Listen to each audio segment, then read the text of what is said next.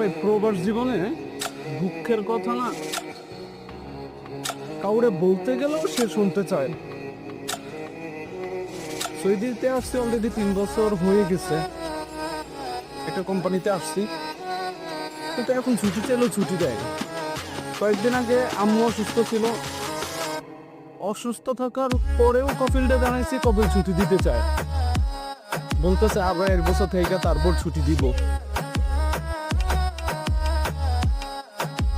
এখন আমরা কত অসহায় হইয়া তারপরে এখানে থাকতে হইতেছে আমাদের। এখন অসহায়, আমরা পারি না কিছু করতে। এতটুকু পারি না যে এক্স্যাক্টলি বাংলাদেশে চলে যান, এরকম সামর্থ্য নাই বা এরকম কোনো কিছু করতেও পারি না এখন পর্যন্ত যে একজাক্ট বাংলাদেশে চলে যাবো।